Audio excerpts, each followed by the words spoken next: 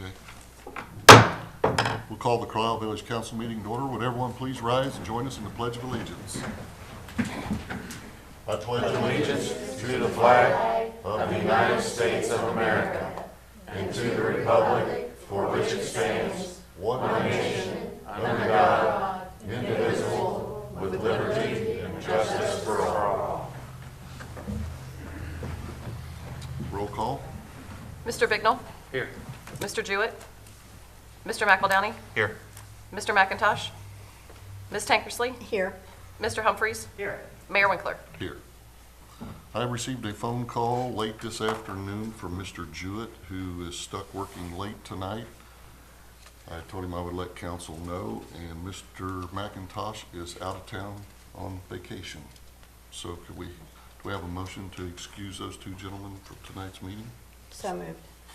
Second. Roll call. Mr. Bignall? Yes. Mr. McEldowney? Yes. Mr. Humphries? Yes. Ms. Tankersley? Yes. Mayor Winkler? Yes. Those two gentlemen have been excused this evening. Do we have a motion to suspend the reading of the minutes by the clerk? So moved. Second. Roll call. Ms. Tankersley? Yes. Mr. Humphries? Yes. Mr. Bignall? Yes. Mr. McEldowney? Yes. Mayor Winkler? Yes. Before you are the minutes of our regular meeting of March 27th. Is there any additions or corrections to the minutes as presented? Hearing none, do we have a motion to adopt? So moved. Second. Roll call. Ms. Tankersley? Yes. Mr. McEldowney? Yes. Mr. Humphries? Yes. Mr. Bignall? Yes. Mayor Winkler? Yes. The regular minutes of March 27th have been adopted. Next, we have our public forum, and on top of our agenda tonight, we are pleasured to have Major Steve Arrowsmith of the Warren County Sheriff's Office, Drug Task Force Annual Report. Thank you, sir. Thank you. Welcome. I appreciate the time tonight on your agenda. As I said to a couple of you, I'm already off to a better start this year than last year, so I got the time right this year, so thank you very much. But I'm here for a couple of reasons. First and foremost, to thank this council for your ongoing support of the Warren County Drug Task Force, to thank your police department for their ongoing cooperation with us and the information that they provide us throughout the year. We're very appreciative of that, and to the community here in Carlisle for information that they forward to us throughout the year. So thank you for that.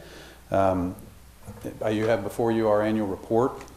It looks very similar to the last annual report that I brought up here, which was our 2016 annual report. I'm afraid that's the best I can do with my IT skills, some Microsoft Word and cutting and pasting of a few pictures, but I feel strongly about getting around this time of year to make sure that councils, trustees, and council members across this county have some report in front of them so that you have some idea of the type of investigations that the Drug Task Force conducted over the last year. So I hope that you'll take the time. I will not be going through every portion of this. I would like to highlight just a couple of things and then take any questions from council or anyone else that chooses to ask them. I start the annual report as I always do, because I never know as I travel around if there's new members of council, new trustees around the county, but I like everyone to be aware just of the basic structure of our drug task force. We continue to be a multi-jurisdictional drug task force. Our unit has 21 full-time personnel assigned to it, and they come from 11 different law enforcement agencies. We continue to be what's called a HIDA initiative. HIDA is an acronym for High Intensity Drug Trafficking Area. Basically, that's a federal program that requires the collaboration of federal, state, and local law enforcement, pushes us together under one roof with the same mission of trying to target drug traffickers within a specific region. So I think we're very lucky to have this structure for our drug task force. It gives us one full-time FBI agent on staff. It gives us an Ohio BCI agent. It gives us 6 uniformed state troopers who provide criminal patrol enforcement on the interstates, highway interdiction. Several detectives from around the county, Sheriff's Office, the Springboro Police Department, Franklin Police Department, Monroe Police Department added a detective to us a couple years ago. The Wilmington Police Department over in Clinton County, we operate over there also. I'm sure I'm forgetting a few, but we have a staff of 21, and that's going to continue on through 2018. I continue to report to what's called a policy board, so the sheriff, the prosecutor, and most of the police chiefs around the county. They're all my bosses. Once a month I have to report to them.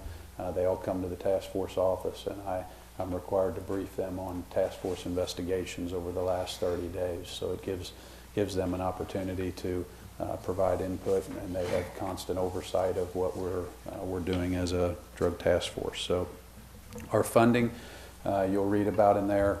As you know, I mentioned I'm so thankful for the financial contribution that you give to us. It's a significant portion of our funding that keeps our unit in operation.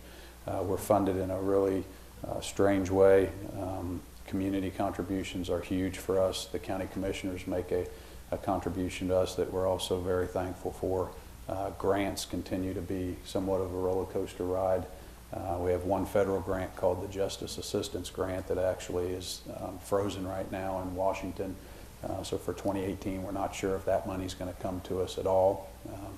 There's some connection to that and the sanctuary city debate going on across the country. Apparently there's been lawsuits filed as a result of that, which has frozen all the grant funding. I don't understand the connection, but I've been told that's what it's related to. So those monies are locked down for us in Washington and somewhat out of our control. We have the Drug Law Enforcement Grant. That's a state of Ohio grant that provides some funding to us, and also the HIDA program provides some funding to us as well. So throughout 2017, just a couple of points to make. We continued to deal with the heroin fentanyl problem that everyone is very, very much aware of if you turn on the news at all throughout the year. We also experienced a pretty considerable spike in crystal methamphetamine as we got about halfway through 2017. That became a significant problem for us, and that has continued on into 2018. We are absolutely inundated with crystal methamphetamine. So the heroin fentanyl problem is absolutely still there as well, although we have seemed to stabilize somewhat with overdose deaths. There's still plenty of overdoses that are occurring with heroin and fentanyl, but I think the fact that Narcan is out there now, that's definitely helping save lives. Has the sheriff been up here yet this year? Yes, he was here. I'm not. Typically, he mentions that the sheriff's office now carries Narcan. That when the sheriff approved that for the sheriff's office, we got that at the drug task force as well, which was something pretty important to me because we've got drug task force detectives that are out every day dealing with this stuff in the community and actually purchasing drugs from those individuals that are selling it. So I was thankful to get that on board at the drug task force just so we can keep our detectives safe, because you know, detectives don't have any tolerance for opioids. So when you're working in an undercover capacity and trying to buy these drugs, I have had that concern for some time, trying to anticipate when we're going to have an exposure within our own unit. So I was thankful to the sheriff for that. But I'm not sure if you get any reports from the coroner's office, but I try to stay in pretty regular contact with them about overdose deaths. About a week and a half ago, I talked to him last, and just to give you some idea about the overdose deaths this year compared to 2017. The same time in 2017, we were at about 34 overdose deaths related to heroin and fentanyl. In 2018, we're at 12. That was about a week and a half ago. So it's a pretty noticeable difference. You'll see in your annual report, I touch on some of our investigations. We had 506 criminal cases during 2017. We executed 171 search warrants, seized 71 firearms. We also had 5 meth labs, which is a reduction from the year before. I know I just said we've got a lot of crystal methamphetamine. Crystal methamphetamine is something that's coming in typically from the southwest border. completely different than what you see with a locally manufactured meth that's made at a meth lab here locally. So bottom line, there's so much crystal methamphetamine around now that I think people are starting to realize it's not worth the trouble of going to buy your pseudoephedrine from the store and assemble your chemicals and potentially risk an explosion or harming yourself while you're manufacturing it. When there's so much crystal meth around, you can buy it cheap, and it's a lot easier to just buy it than it is to make it yourself. So although we're talking about methamphetamine, one's on the increase, one's on the decrease, but if that makes sense. At the end of your annual report there, or towards the end, I hit on about 10 cases. I just tried to pick out some that were unique, and I try to pick different areas around the county. Hopefully you'll take the time to review those. Most of our investigations take a significant amount of time, and I think you folks are aware of that. It's rare for us to conduct a one-day investigation. Most of our investigations will take a month to several months to a year, and some beyond that. So we are always trying to reach the highest level that we can. Although we may start at a low-level drug trafficker, our ultimate goal is to take that and reach that next step up in the supply chain. So a lot of our investigations have a more regional impact, and we just feel that's the best way to service our county and our area of operation. So I'm glad to take any questions. I thank you for your time and your continued support. We sure need you more now than ever, and thank you for all you do for us. Okay. Well, thank you for coming tonight. I wish we had an officer that we could lend you to help out with this. If you ever do, we'll sure take them. That's for sure. We're glad to be able to be a member of the Drug Task Force. I know for several years we weren't in that position, but now we are, and glad to be a member. We really appreciate that.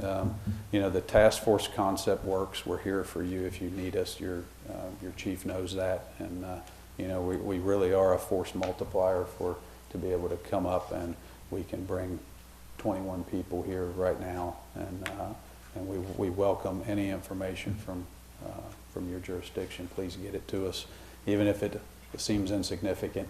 Get it to us, or we can pass it on to who it needs to go to. Call us. We've got a web page. We've got call the phone number. Your police department knows how to get a hold of us, and thank you for helping us. Okay. Well, thank you for coming. Thank you for coming. Thanks. I'll be back next year, and I will get the time right again. Okay. Thank you for your help. Thank you. Thank you. Thank Appreciate you. it. Thank you for everything you do.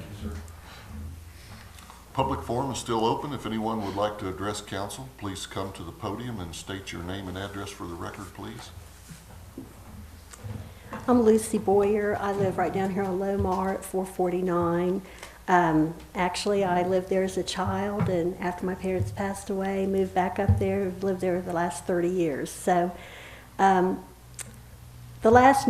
think I missed a council meeting, but one council meeting recently that I was at, we were advised to try to get on the agenda for the Planning Commission, and we did try, and we were denied. So I'm here to try to speak for our group again and help people understand. My son was one of the ones hit by a car right over here in front of the school. Now, it's been several years ago, but teen drivers don't change much, and driving conditions don't change much, and that's probably my number one concern. But my other concern is property value and aesthetics. And I just found out, actually in the last 24 hours, that we have a comprehensive plan. And maybe I missed it, and I have not ever heard it mentioned in any of the meetings I've been to. But I'm reading from page 102, and I quote, "The focus of this future land development area," it's Area 2, that's what we're part of, "should be neighborhood retail and not contain highway commercial or more intense commercial uses such as gas stations, or retail uses dependent upon attracting regional users. Uses considered for this area should be similar in nature to small retail storefronts, neighborhood commercial, convenience, grocery, personal services, etc. Also, small offices should be considered for this development area," end quote. I guess I can just sum it up. It just came to me the other day. I thought, if any of you, not to knock Franklin, but if you drive down Franklin on a Friday or Saturday night and drive down Miamisburg, you see a big difference. And that's what I think it means to us as far as aesthetics. Thanks. Thank you. Thank you. Public forum is still open. If anyone else would like to address council.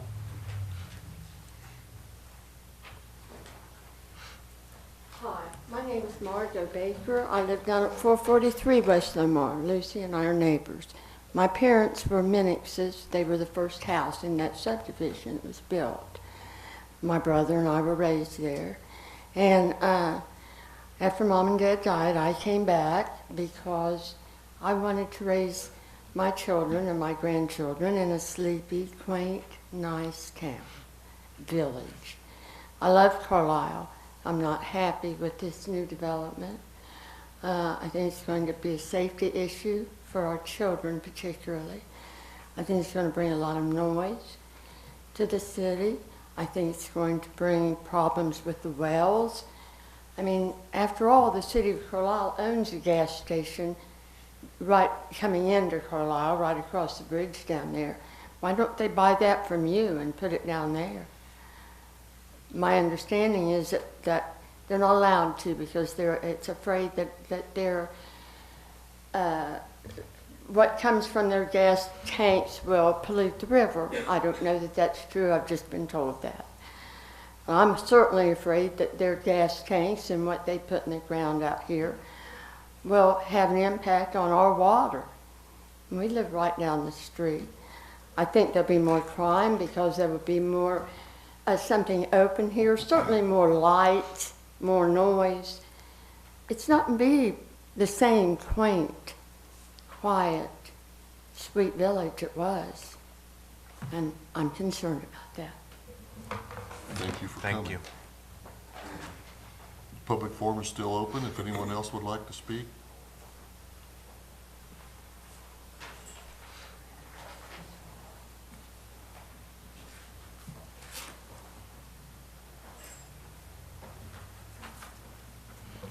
I thank you for this time.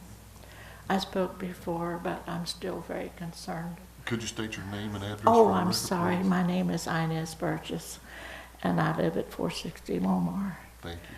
My husband and I bought the house that we live in August of 1962, and we raised our 3 children here in Carlisle. Of course, they're all grown now. But I'm very concerned about our water wells and a lot about the traffic. Our residents on Lomar, we're used to having a neighborhood that's quiet and for children.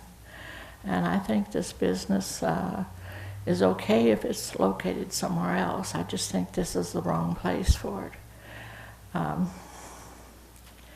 It seems like this business, Casey's, like to build their buildings close to schools. And I wonder why that is. Because this business, I don't think we need. But we have 2 filling stations in Carlisle already. And what will happen to them if this bigger business comes in? You know, we need to think about the people that have served us all this time. Our children in this neighborhood walk to and from school. And they also ride their bikes in their neighborhood, and I feel like they should have the freedom to do that. It's not really suited to have semi-trucks and gas pumping trucks and all that in our neighborhood. Carlisle is a small community, and I think we're served very well with the businesses we already have here. And the business address for that, the place that they're wanting is Central Avenue, and I don't understand why they want to widen Lomar for their purpose. It's not for, it just doesn't suit our neighborhood very well. I think the businesses that we already have here will be deeply hurt. And I don't want us to forget about them. So, you know, it doesn't say much for us if we don't take care of the businesses that are already here. And for the safety of our children and the people that walk, that that do walk just for their health around our neighborhood. I just hope you think about that, and please don't let this business come in unless they find a more suitable place for it. Thank you. Thank you. Thank you. Thank you. Public forum is still open. Would anyone else like to speak?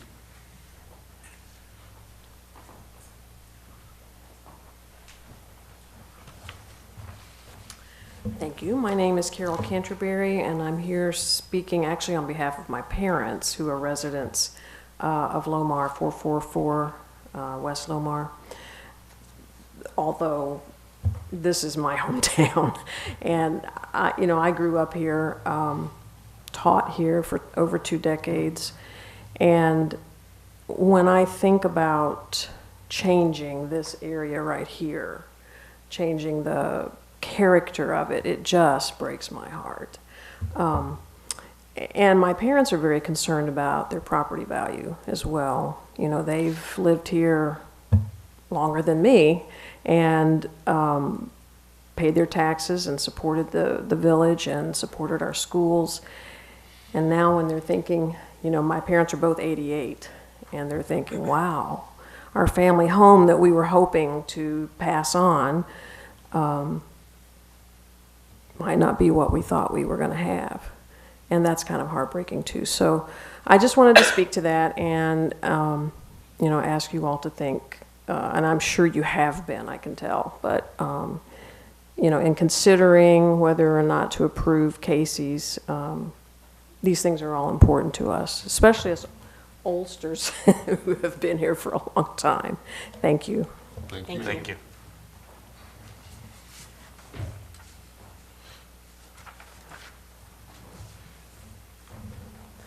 Ann Porter, 780 Hillcrest Avenue. Like Margot and Lucy back here, I grew up at 780 Hillcrest Avenue, and when my parents passed away, moved back in. I share the concerns of the concerned citizens of Carlisle who would live near Casey's and how that would impede upon our neighborhood, our homes, and so on. I share those concerns. And so I'm hoping the Planning Commission will not approve Casey's, at least not at the Pizza Hotline location. I also share the concern of the livelihood of Marathon and Fuel Mart if Casey's should come in. At least maybe at a location that would, in a better suited neighborhood, perhaps they would be less of a threat to Fuel Mart and Marathon. Mayor Winkler, one night in the middle of the night, I was awake around 3:30 in the morning, and I called the village offices and buzzed the mayor's office, and a voice said, "Hello," and I was so startled I hung up. At 3:30 in the morning, it wasn't me. So your voicemail says hello? But I can tell you that my office phone is forwarded to my cell phone. So if you, and I remember that phone call, and it was about 3:30 in the morning. But that's okay. I'm sorry, I had every intention of leaving you a voicemail in the office. And what I was going to say was 2 commission meetings ago, you seemed like you were a bit puzzled at our raising the roof about Casey's coming into the Pizza Hotline site. And you said you visited the one in New Lebanon, and you said it's a nice place. And you said that several times, it's a nice place, it's a nice place. And what I was going to leave on the email was, we don't contend that Casey's is a nice place. We're sure it is. It's just that the Pizza Hotline location is bad for our neighborhood. I understand that. And also we share concern for Marathon and Fuel Mart. Yeah, my purpose of going there was to see what the facility was, how it was built, and so on and so forth. And I kind of feel like with all of the things that was going on, I kind of felt that I should do that. So that's why I did make the drive to New Lebanon to look at the facility that they built there. Yeah. And we would like to be on the agenda for the Planning Commission meeting. We'd like to have equal time with Casey's. It seems like Casey's attorney can stand up and go on and on and on, whereas we are not free to say the things we want to say. We're constricted, and we'd like to be able to say more and compared to Casey's presentations. Thank you all very much. Okay, thank you. Public forum is still open.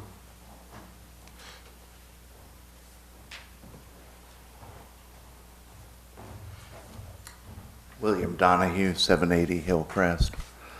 I've lived in Carlisle for 10 years. I grew up in Dayton, and it always been my dream to live in a small community. And the 10 years I've spent here has been the fulfillment of that dream. It's quiet at night. The only sound is train whistles, which is a lullaby to me.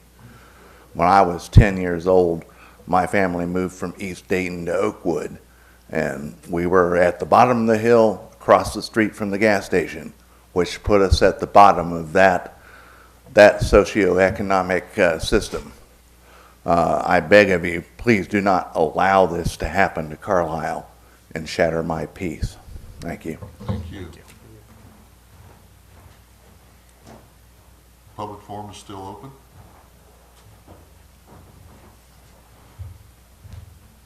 Good evening, Chuck Wiggins, 396 West Lomar.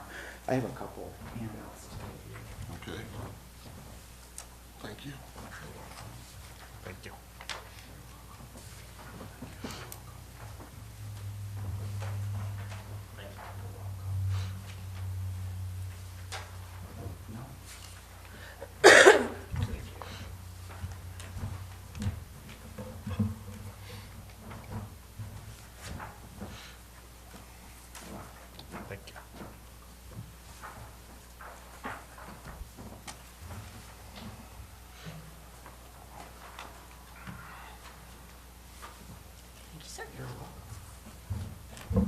Just a couple things that I'd like to mention this evening that we wanted to emphasize as we talked to you about the potential Casey site. The first one we wanted to emphasize was our issue with the health concerns.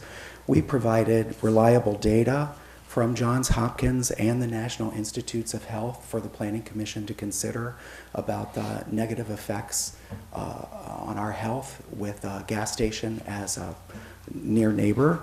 Those included cancer, diabetes, asthma, etc. The lawyer for Casey's told us that we didn't provide data, but we did. We didn't just provide articles.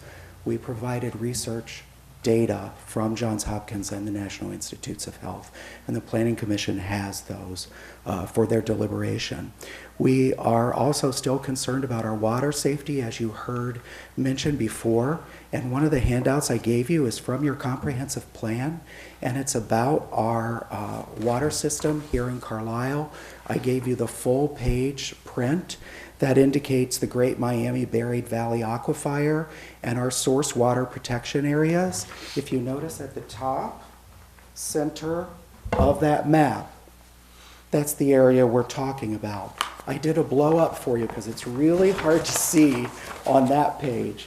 So I blew it up, and you can see where West Lomar and Gross Avenue are on that map, and that the gas station actual location is on top of the source water protection area. So we feel even more concerned about another gas station going in on top of that when we found that in our plan.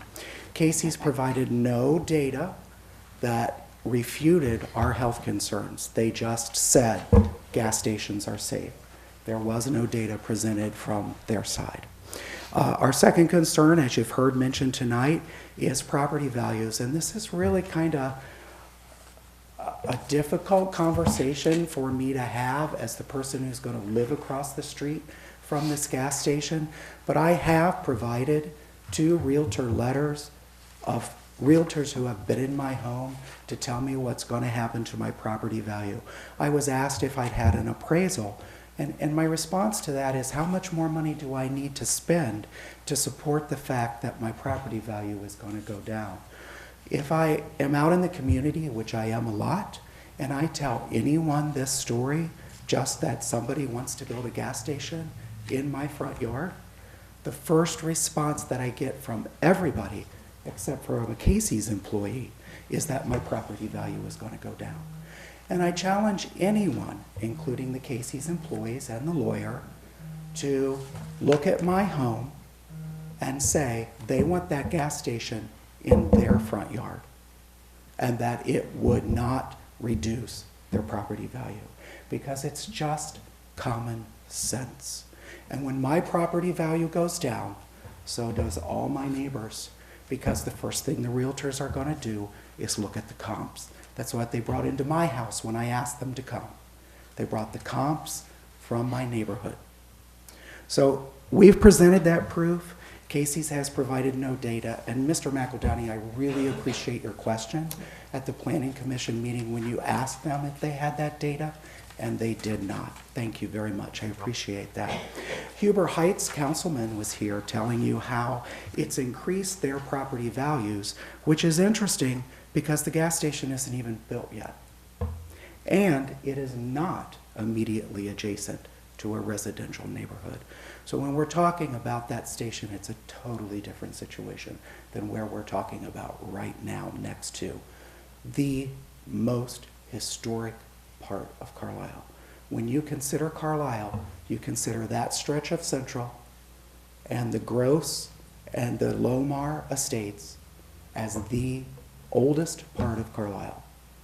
That is what we want to put a 10-pump gas station in right next to. It does not fit the community in that location. It's not harmonious with that historic part. And I also looked in your comprehensive plan, which is your second handout, and Lucy quoted to you from it. We are part of Comprehensive Plan Development Area 2. If you look in your packet, you can find the map with the circles around the different development areas. It's about halfway back. I'll find the page number for you real quick. It's right before 101, and you can see the map right there. I'm sorry it's not in color. It's a little difficult to see in the grayscale, but if you look at Area 2, our section is in Area 2, and that's the part that Lucy quoted to you from, and I've highlighted it for you, that part of the development should not have a gas station. Highway commercial or more intense commercial uses such as gas stations. It says right in our strategic plan, and we are a part of that development area, area number 2. We still have a concern about the traffic congestion from ingress and egress. If you were at the Planning Commission, you heard a lot of discussion about Central Avenue and the lack of left turn lane, and the ability even to take the taper could only gain us maybe 2 cars stacking in a left turn lane, not counting a semi-trailer delivering gas, not counting delivery trucks that are going to be doing all the deliveries, not counting the traffic trying to get through the tracks, the traffic light, the schools at dismissal and entrance time. So we're still very concerned about that, and also the narrow streets on Lomar and Hillcrest. We also had a thought is, as that intersection backs up, will people start to be tempted to run through Eagle Ridge like they now run through Hillcrest and Lomar because the stoplight is there? Because every time we change something in those traffic patterns, people are going to find a quicker way to get around it. When we put the traffic light in and people realized that they could not have to go up to Park and try to turn left or go straight there next to the railroad tracks, they immediately started coming down Hillcrest and Lomar to go through the traffic light. That's why we have all the tire tracks in our yards, because our roads are not wide enough. So the same thing could potentially happen to Eagle Ridge if we back this intersection up anymore, because of having that kind of facility there. So I thank you for your time, and I appreciate Planning Commission really considering this and thinking about their decision. Thank you. Thank you. Public forum is still open if anyone else would like to speak.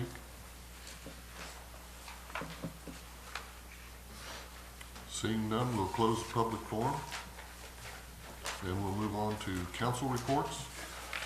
Mr. Humphries, would you like to start this evening? Sure, thank you. Under my old business, have we gotten anywhere with the contact or any information from Du Bois Apartments about the townhouse? Ms. Duffy? We have not. Okay. The Veterans Memorial, what the committee, what is necessary to get them together to convene? I'm going to reach out to everyone, find out who is still interested, Okay, and try to get that moving forward. okay, I appreciate that.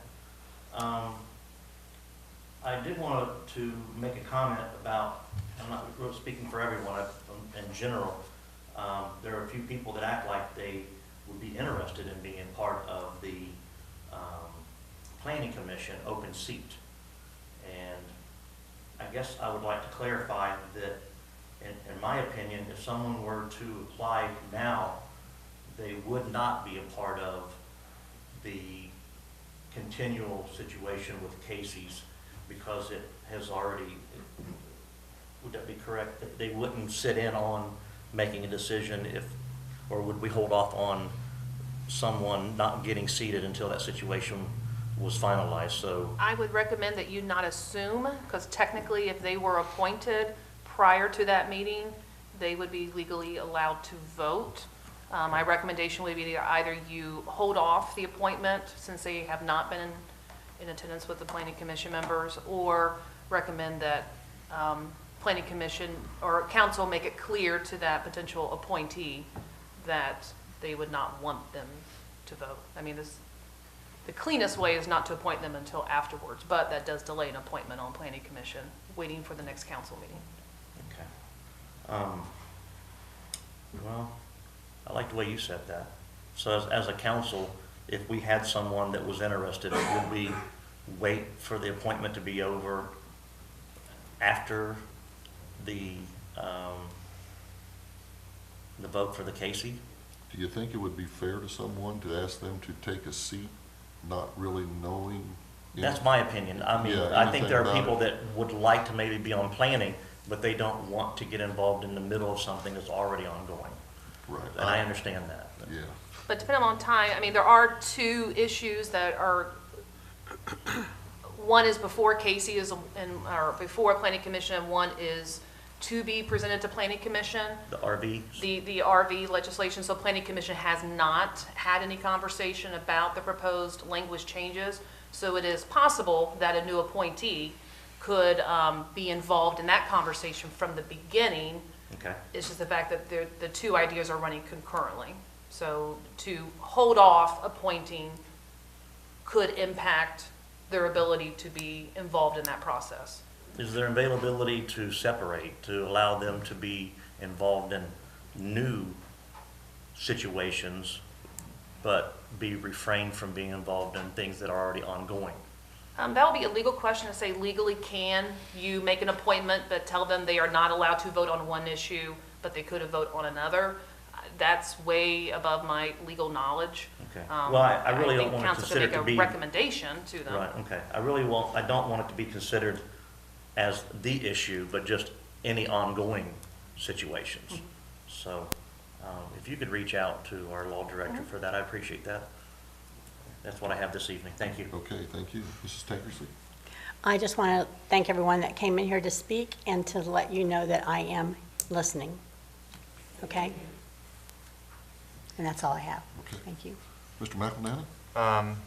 Thank you for citizens continuing to attend meetings. As I've stated, I believe it's an important process to be involved in government at any level. And then the only other item is thank you to Major Aerosmith. I know he's departed. However, I wanted to thank him and his staff for all the work that they do in the southwestern Ohio County. Southwestern Ohio. And that's all. All right, thank you. Mr. Bicknell? Only thing I had was, again, to piggyback off of Jonathan, was to thank Major for coming in. The task force is very vital to Warren County as a whole. Always, again, we appreciate the citizens coming out and speaking on any concerns that they have. We always want to hear them, good, bad, and different. It helps us to know that you see what we are doing, and it helps us to know that what decisions are made do impact you both positively and negatively could be. Other than that, I believe the Lions, Carlisle Lions Club is having a fish fry on the 21st, I think it is. So anybody wants to come out for that, to support that. That's all I have. Okay, thank you. We'll close council report, move on to mayor's report. Just ditto basically of everything. Thank all of you for coming. We appreciate you being here. We appreciate your concern. And of course, I'm not involved in the decision process, but it is nice to see that we have community members so passionate about the community. So glad you're here. And that's really all I have this evening. I'll close the mayor's report, move on to manager's report. Speaking of planning commission, since we do have members in the audience here, there is a little confusion on when the next planning commission meeting will be. At the last planning commission meeting, on the record, the commission voted to hold the next meeting on May 3rd, which is their next regular scheduled meeting.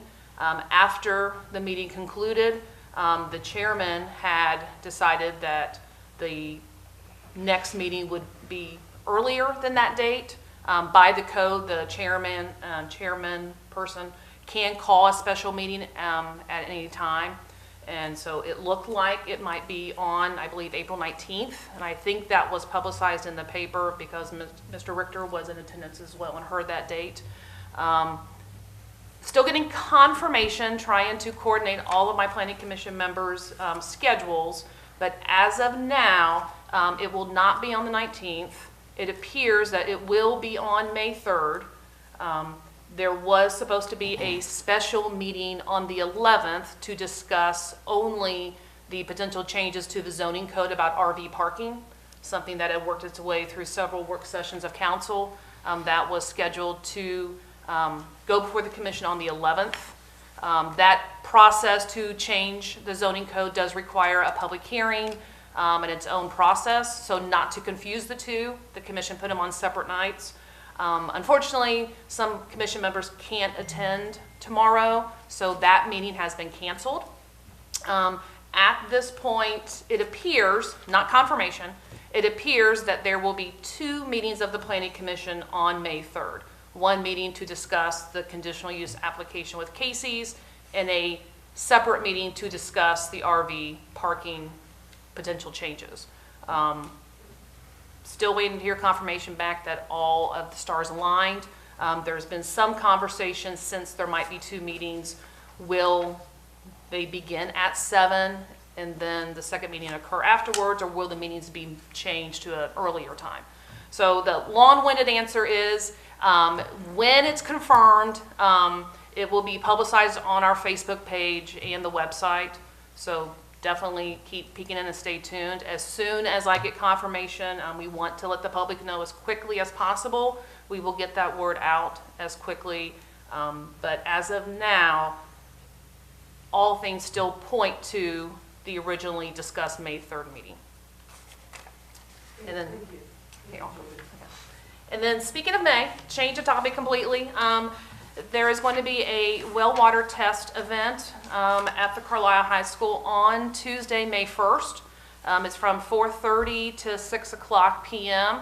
The village has partnered with Warren County Soil and Water District for the last several years to offer this. It's a great free service to kind of get a high-level look at the quality of well waters. They do offer some optional, more advanced screening that you could purchase at a discounted price that evening. But there's information out there on our website and Facebook page. If not, I'm looking at Jenny to get that back up. Yes. But all you need to do is bring in a clean bottle, basically a plastic water bottle, a 16.9 ounce bottle of the first draw of water in the morning or after 6 hours of non-use. That way they see what your well water looks like from the moment you use it. But it's open to all of the public, not just Carlisle citizens, township as well. And that's it. It is Tuesday, May 1st at the Carlisle High School in the Commons area is where they kind of set everybody up, and they use one of the back, I think the old home ec room is where they do the actual sampling testing. But it's from 4:30 p.m. to 6 o'clock p.m. Okay. We'll close the manager's report. Do we want to wait for a full council to discuss the appointment of 2 members to the new board? Is that what these are? They were just letters of interest. My understanding was council at the next meeting was going to interview them. Okay, all right. But if I've misunderstood, definitely let me know. Okay. That's what I was checking on. Thank you. So we have received 3 letters of interest for the, I forget the title of it, Community Events Recreation Committee, whatever was newly created at the last meeting. So we've received 3 letters of interest. So if council so chooses, we'll contact them and have them come to the next council meeting for an interview. Was there anyone still on the planning or the Parks Board? Yes, Ms. Tufts is on our Parks Board and Mr. Cunningham.